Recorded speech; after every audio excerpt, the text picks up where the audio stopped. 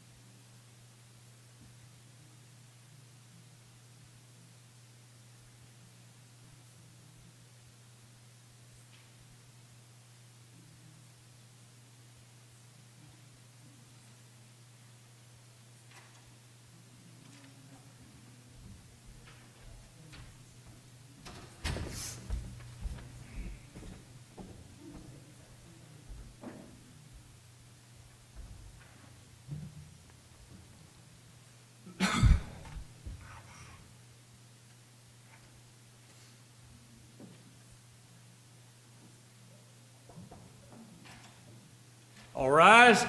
First District Court of Appeals now in session for the new lawyer induction ceremony. All who have business before this court draw near, give attention, you shall be heard. May God save these United States, the great state of Florida, and this honorable court.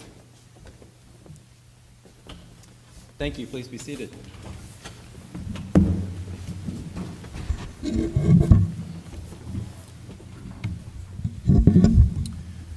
Good afternoon. My name is Tim Osterhaus, and it's a tremendous honor for me to welcome you to the First District Court of Appeal this afternoon for the induction ceremony for new members of the Florida Bar. What a terrific day. Today we celebrate those who've qualified for entry to the bar and who will take on the solemn responsibilities under oath as Florida lawyers. Inductees, we celebrate your perseverance, diligence, and sacrifice in getting to this day. Studying for long years, tackling law school, and passing the bar exams, those aren't easy feats, and you've done it. We also celebrate family and friends, all you are here supporting today, mentors, maybe some teachers, some of you who are here and some who are online. We thank you for those who are watching online also, and thank each of you for supporting these candidates over the years, for investing your time, your money, your energies in helping them to reach this day. Thank you for being here to help mark this occasion. It's an honor for us, the judges of the First District, to celebrate with you because such occasions like this help us, too, to remember the weighty oath that each of us took back after we passed the bar exam and then an oath to become a judge on this court, and to quietly renew our own commitments to justice and to faithfully applying the constitutions and laws in the disputes that come before our court. On behalf of the First District Court of Appeal, we offer heartfelt congratulations to each of you. It's now my honor to recognize Melissa Van Sickle, a member of the Florida Bar Board of Governors, who will make remarks on behalf of the Florida Bar. Welcome.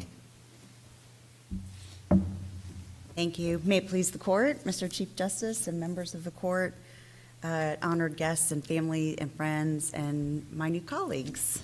Let me be one of the first to congratulate you and to welcome you to the profession on behalf of the Florida Bar Board of Governors and the over 113,000 members of the Florida Bar. As you enter this increasingly competitive profession, you now have a great responsibility, which I encourage you to take seriously. It is our challenge as lawyers to engage the public to understand and support our system of laws and to appreciate the importance of truly independent courts. As lawyers, we must always fight for an independent and impartial judiciary that is free from partisan politics and whims, and is a judiciary that acts on the basis of what is right and just and not what is popular. One way that lawyers can foster public trust and promote fairness in the justice system is by always engaging in professional conduct. You'll hear the word professionalism today, and I know you did hear the word professionalism many times in law school, and I see you all smiling and nodding, so I know that's the case. But the concept really means more than just being nice to one another, and it means more than just adhering to the rules regulating the Florida Bar. You'll soon take the oath of admission, and while each of the oath's principles are critical, an overarching theme is the importance of professionalism and civility, especially the principle that states, "To opposing parties and their counsel, I pledge fairness, integrity, and civility, not only in court, but also in all written and oral communications." We must raise the expectations we all have of each other as lawyers, and in doing so, we automatically raise the integrity and esteem of our profession. Please take the oath that you will speak today seriously and remember, you are now a member of a noble and responsible profession. As lawyers, we must display brute force with mercy, justice, and equity. We must be the spokespersons of righteous causes, and we are officers of the court, protectors of freedom, justice, and the public good. Again, it is my most sincere congratulations to you and the culmination of all of your hard work, and I wish you my very best to each and every one of you and I hope that you have a long, successful, and rewarding legal career. Thank you. Thank you.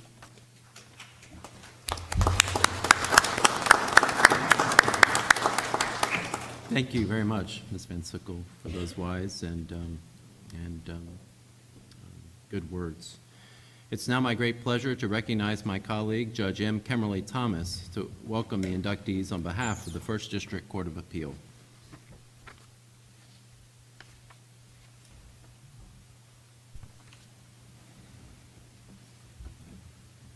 Good afternoon, and welcome again to the First District Court of Appeal. I know I joined my colleagues. This is kind of one of our favorite activities that we do. It's a wonderful, happy day, and to celebrate all that you've gone through to get here. But because we kind of have a smaller group, I'd like to do something a little unorthodox. But, you know, one of the great things, or the most important things I think about today is for those of you who are here to be sworn in, to remember to thank those people who got you here.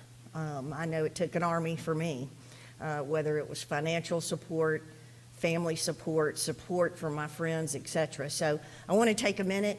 If you've got family here, I want you to stand up and go over and hug them and say, thanks for getting me here. Let's do it. Let's do it. We'll be informal.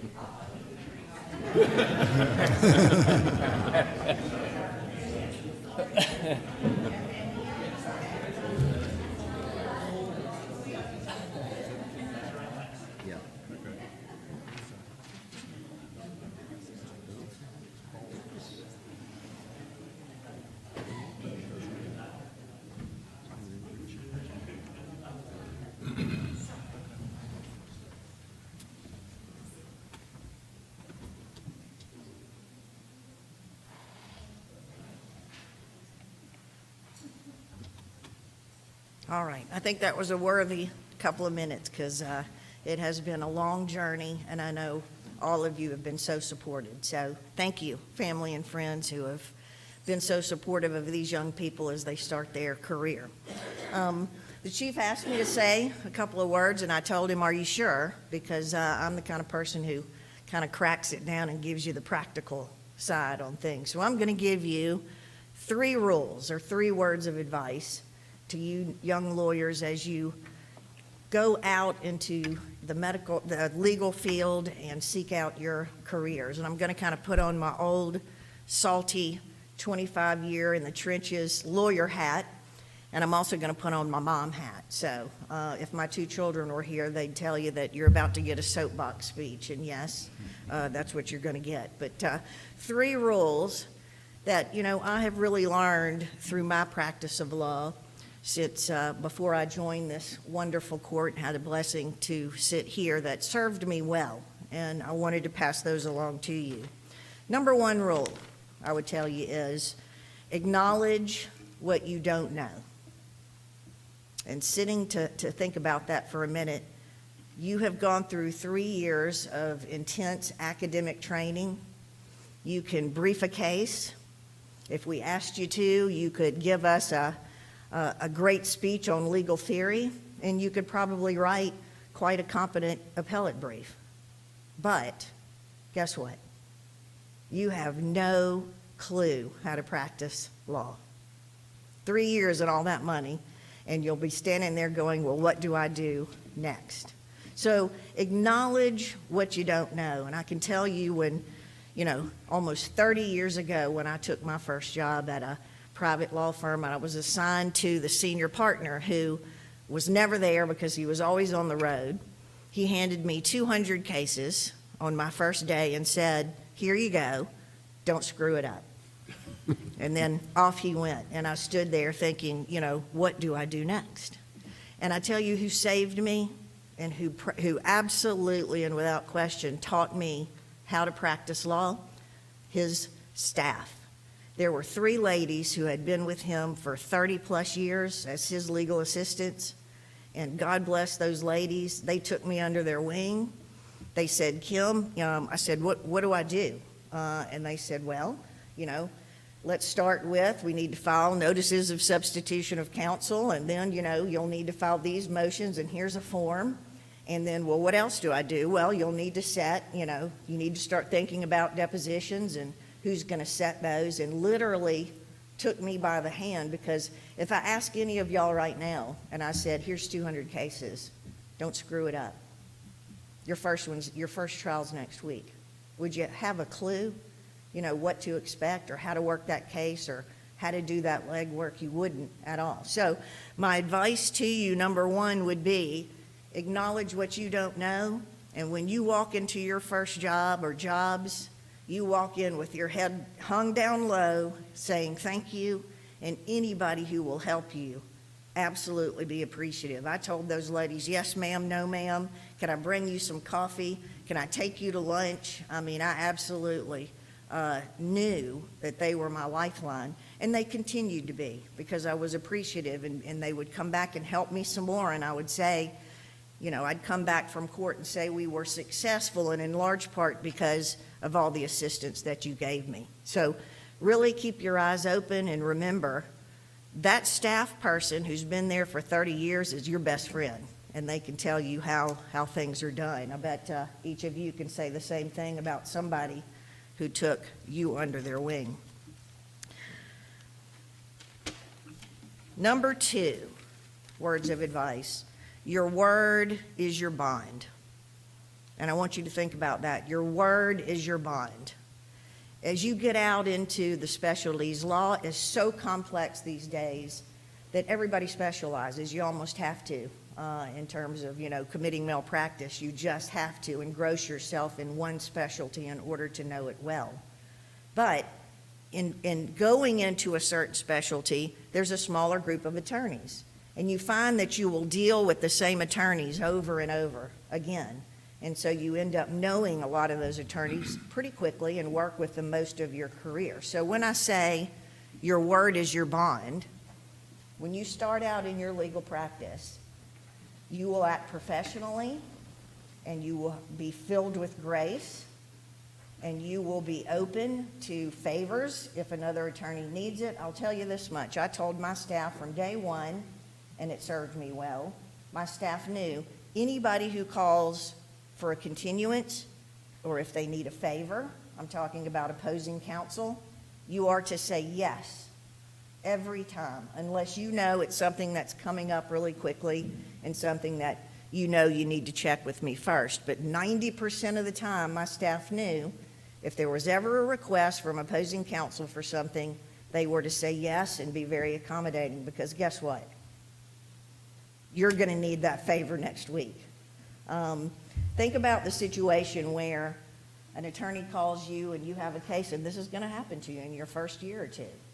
You've been working that case really hard. You're excited to go to litigation. You're ready. They don't have X, Y, and Z. I've got this in the bag, and all of a sudden that attorney calls and says, I've been trying to get this doctor's deposition. You can ask your staff. My staff, they've been talking multiple times a day. And this, physician just canceled the deposition that we had, so I need a continuance, and I need to continue the trial, or something along those lines. And the first thought in your mind may be, I want to win. I can catch them in a corner. I could say, no, I'm not going to be agreeable with you to reset that. I'm not going to change my schedule to wedge something in for you, but I'll challenge you to step back and think about that for a second, because you're going to be in that same position at another time. And for professionalism reasons, you need to be graceful, and you need to be able to say, I understand. Yes, I will work with you, because I guarantee you that word goes around. I also knew that if I was always a woman of my word with opposing counsel, that would be remembered as well. I know a couple of years into my practice, I thought, oh, good, I'm trying to make a reputation for myself when I work with other attorneys, because I started getting to the point where I would be talking to an attorney about a case, and we would resolve an issue. And they would say, at first, you're going to hear an attorney say, okay, well, we've resolved the issue, but I'm not going to cancel that hearing until you send me a written stipulation signed that documents what we just agreed to. And that's mostly what you're going to hear, especially in your young career. I knew I had made it in terms of achieving respect and being a woman of my word when I started getting attorneys who would call and we would resolve something, and they would say, okay, Kim, I'm going to call and cancel the hearing. Get something to me, when you have a chance, because they trusted me. So I challenge you to work on your reputation, work with dealing with other attorneys. Be a man or woman of your word. If you say to them, I'm not asserting that defense, mean it. Remember it, stick by your word. If you say, I'm not going to do X, Y, and Z, or we agree to X, Y, and Z, be a man or woman of your word. It means a lot. It means a lot with respect to your reputation and with how you deal with other attorneys, and that will be extremely important as you go forward in your careers. Number 3, maybe one of the most important, work harder than anybody else around you. I cannot say it more plainly than that. It's funny, I mentioned my children, and they always roll their eyes when I go into, I'm mom now, I go into my speech where I tell them, you represent yourself, you represent your family name, wherever you go and whatever you're doing. And work is one of those main areas because you're going to be working most of your life. But if you are asked to do A and B, you do A, B, and C. Always do more than you're asked to do.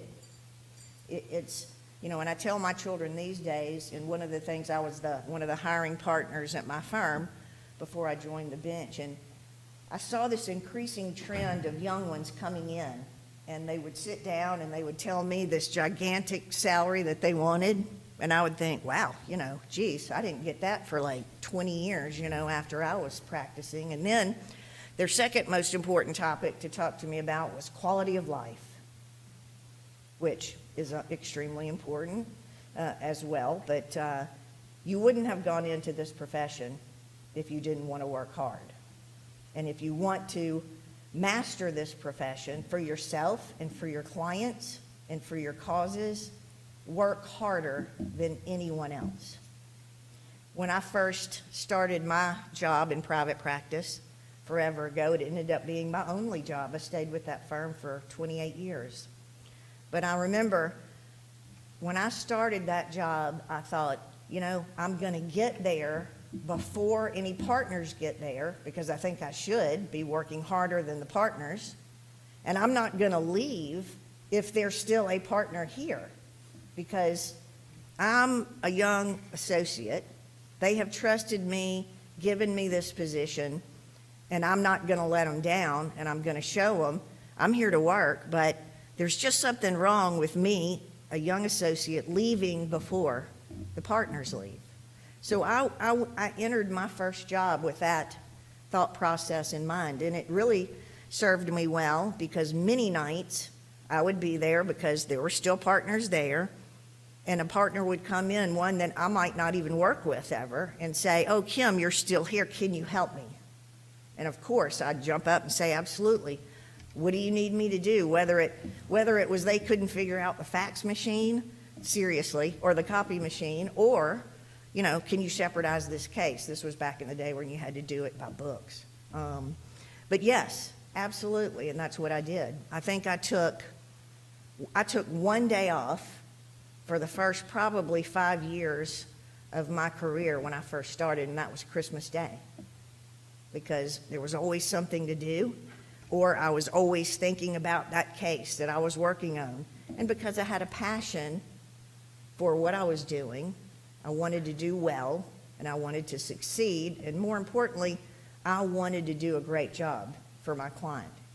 So if you will pour yourself into the job with that in mind, within parameters, of course, like for example, after I had children, I had to get home at a certain time to get them, but this was pre-computer as well. I'm aging myself. I used to pack a whole trunk of physical files in my trunk. So then when I got home and I got everybody fed and bathed and homework done and got them in bed, I went to the trunk of my car and unpacked it all on my kitchen table, and I slept or I didn't sleep that night. But that's the way it went because I had things to achieve. But I'm not saying to go to that extreme at all, but I am telling you that the practice of law requires sacrifice, personally and professionally. It's challenging. It's important work. Nothing more important. And each case that you have has a serious impact on people's lives, and they're counting on you to do a good job. So work ethic is absolutely critical in your success. I always say, when I would train young associates at our private firm, I would always tell them, if I could wrap it up, this rule, and maybe into one phrase, I would tell you, always be the most prepared person in the room. Over-prepare. I used to go into a deposition, or I'd come for an oral argument before this court or any form of litigation, and I would prepare and prepare before. What can happen? What can I be asked? Well, if this happens, then I'm prepared to go down that track. And so after I completed whatever task that I had, when I went back to the car and sat there, I would think, did anything stop me? Did I not think of something that came up that I had not prepared for? And if the answer was yes, I chastised myself and I said, you didn't prepare well. You should have prepared more. So continue to challenge yourself. Always be the most well-prepared person in the room. And lastly, I would just tell you that, find that specialty that you are really, just really passionate about, that you're really interested in. Because if you do, all of this sacrifice and all of this work will not be just work. It will be your passion, and it will be fun, and you will get up every morning excited to get to the office to do what we're all able to do on a daily basis, which is a huge responsibility. But I'm so proud of you all, and please remember that we are always here to be mentors, to answer questions, and I think sometimes people think they can't, reach out to us, and certainly it's not on a case, so we are perfectly able to talk to you at whatever time. But if there's ever a time you want to come and just have a tour of the court or ask questions or just have a sit down and talk about law and legal careers and things you may be interested in, please reach out to us. We would love to talk to you. We would love to help open doors for you or get you together with a mentor and a specialty that you're really interested in. So will y'all promise me to please do that? All right.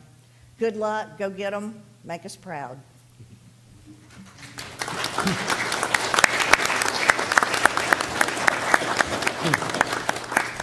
Thank you, Judge Thomas. That's excellent practical advice. Each year, the court selects a candidate who has excelled on the bar examination to make remarks on behalf of the new inductees. This is a special part of our ceremony and is my great privilege this year to recognize Mr. Chapman Patrick Evans to deliver this year's remarks.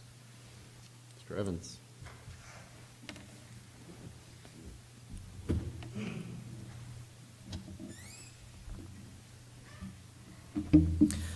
May it please the court. Good afternoon. My name is Chapman Evans, and it's my honor to get to speak at this swearing-in ceremony. For this speech, I was given 3 instructions. The first, you'll be happy to hear, is keep it short and sweet, which I promise I'll do my best. The second was that this speech should be one of congratulations, which is very easy for me to do. Everyone in this room, whether about to be sworn in or family and friends, knows just how much work went into taking the bar, and more than that, of getting to the point of taking the bar. So it's very easy for me to stand here and extend a sincere congratulations to everyone. We've worked hard and it has paid off. The third instruction was that this speech should be one of encouragement. And to be honest, that's a bit harder for me. I'm 25. I don't have much life experience. I don't know much of the people in this room, and the ones I do know sitting right there, they're all wiser than me. They all have so much more experience than I do. So for me to stand up here and pretend like I have sage advice that's going to change your life, It feels disingenuous. So rather than give a generic, everything will be okay, we've got this speech, which I'm sure we do, I'd rather speak about what's been encouraging me recently. I currently work at the state attorney's office in town, and when I applied to work there, my boss sat me down, and he gave me a big speech that can ultimately be summed up as do the right thing. And I've been thinking through that and pondering it, and I've tweaked it a little bit. And so my encouragement for everyone in this room is to be better than the law. Now, what do I mean by that? I don't mean be above the law, but rather recognize that the law as we have it is a minimum standard of how we should interact with one another. But we can choose to hold ourselves and those around us to a higher standard. I love this country. I love our laws. I love our system of government. I love our Constitution and our courts. But it's easy to see that our country is not perfect. Looking back, everyone can see the historical stains on our country's legacy. I'm sure most of us can name at least a few of the court cases. Plessy v. Ferguson, Dred Scott v. Sanford, Korematsu v. U.S., Buck v. Bell. These are just a few examples of some terrible legacies in our country, brought about and upheld by the law. And it's a great thing that our laws are much better now. Our courts are much more accessible to everyone. They're more just. But we should still be striving to hold ourselves out to do better.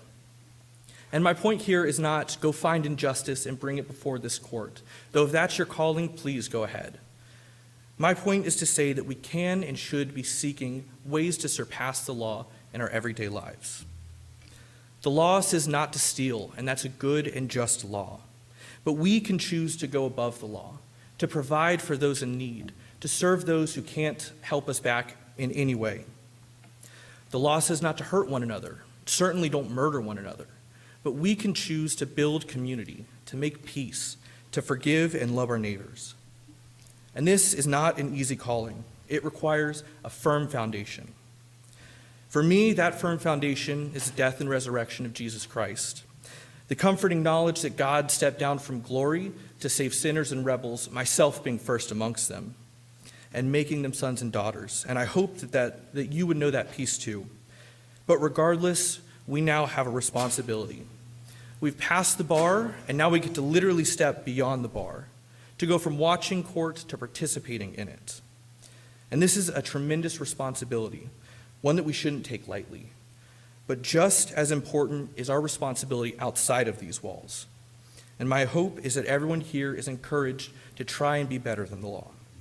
So I'll leave you with one more sincere congratulations.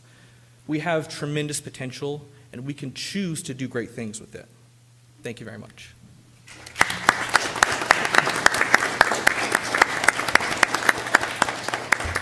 Thank you, Mr. Evans. Very thoughtful, challenging, and hopeful remarks. I appreciate that. And again, congratulations on your outstanding performance on the bar exam also. Well done. The court now calls upon the Honorable Amy E. Myers, member of the Board of Bar Examiners, to present the candidates and to move their admission to the Florida Bar. May it please the court. Pursuant to the rules of the Supreme Court relating to admissions to the bar, the candidates before you have been rigorously examined by the board, both as to knowledge of the law and understanding of the standards and ideals of the legal profession. In addition, their backgrounds have been subjected to searching character and fitness investigations. On behalf of the Florida Board of Bar Examiners, I certify that these candidates are fully qualified and that each enjoys the enthusiastic recommendation of the board for admission to the Bar of Florida. As your name is called, please stand and remain standing. Ms. Margot Byrne, Mr. Chapman Patrick Evans, Ms. Rachel Oliver Goss, Mr. Thomas Dewar Lynn, Ms. Marie Sophia Palmquist, Dr. Brian Anthony Rosenberg, Ms. Lauren Ariella C. Hayes. On behalf of the board, I move that these candidates be admitted to the Florida Bar. Thank you, Ms. Myers. The court accepts the motion and grants it. Please remain standing, and I will now administer the oath of admission. Please raise your right hand and repeat after me as I read the oath. I do solemnly swear I will support the Constitution of the United States and the Constitution of the State of Florida. I will maintain the respect due to courts of justice and judicial officers. I will not counsel or maintain any suit or proceedings which shall appear to me to be unjust, nor any defense except such as I believe to be honestly debatable under the law of the land. I will employ for the purpose of maintaining the causes confided to me such means only as are consistent with truth and honor, and will never seek to mislead the judge or jury by any artifice or false statement of fact or law. I will maintain the confidence and preserve inviolate the secrets of my clients, and will accept no compensation in connection with their business except from them or with their knowledge and approval. To opposing parties and their counsel, I pledge fairness, integrity, and civility, not only in court, but also in written and oral communications. I will abstain from all offensive personality and advance no fact prejudicial to the honor or reputation of any party or witness, unless required by the justice of the cause with which I am charged. I will never reject, from any consideration personal to myself, the cause of the defenseless or oppressed, or delay anyone's cause for lucre or malice. So help me God. Congratulations, new members of the Florida Bar. Let's give them a round of applause.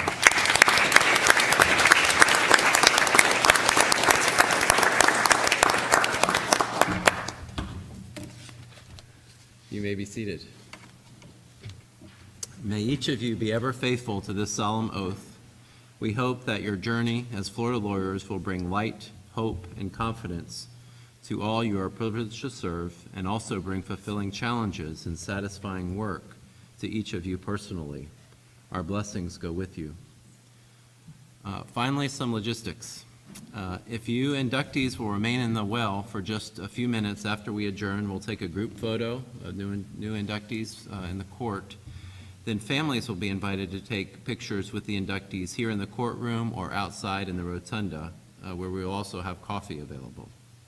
One last thing, any inductees who have not yet completed the written oath of admission may report after pictures to the attorney lounge on the east side of the rotunda, out the door and to the left. There you can sign the oath and have it sealed here today. I think that is all. Congratulations again, and we are adjourned.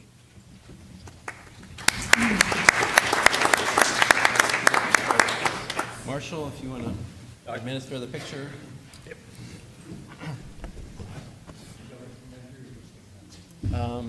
Maybe they should come here. Yeah. You're welcome. Congratulations. Okay, yeah, I was wondering. Yeah, good. Congratulations. I figured that was congratulations. Hey, congratulations. Thank you. Stay pretty. Congratulations. Congratulations. Yeah, that's pretty good. I've never tested it like that. Congratulations. Congratulations. Should we squeeze in? Should we, how's our spacing? Are we, all right? Okay.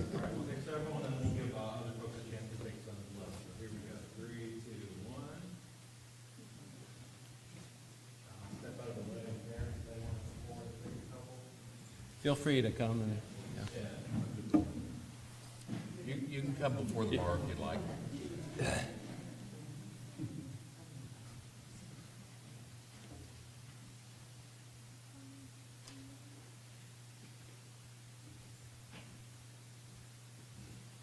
Very good. All right. Again, congratulations all.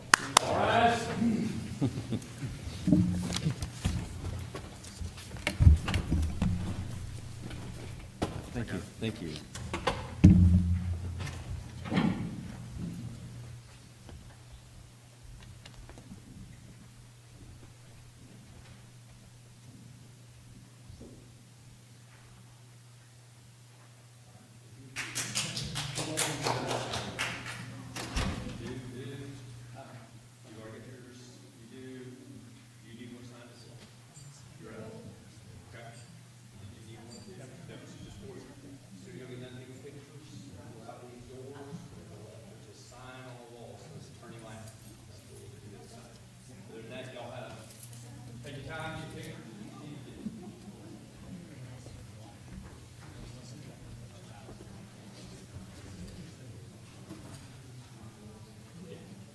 Absolutely. Thank you.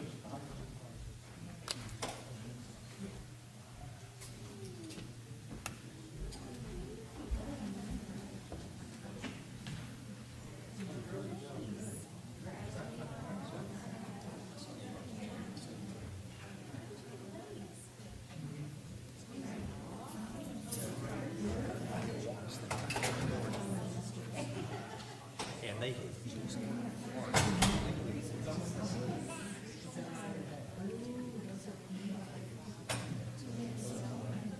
I was about to head down there and I saw him.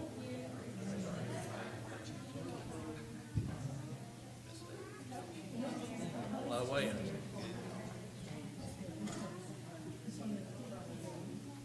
then Lewis was going down. And I saw what they were fixing to do. They had rain. They would strap around a pipe.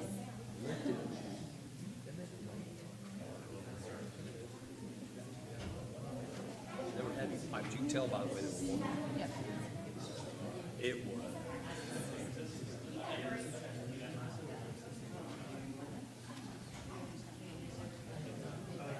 But they got out quicker than I thought.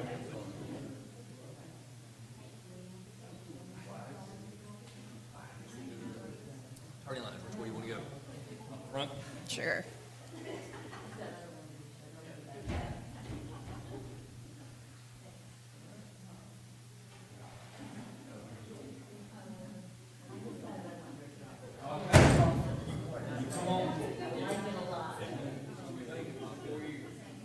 Yeah,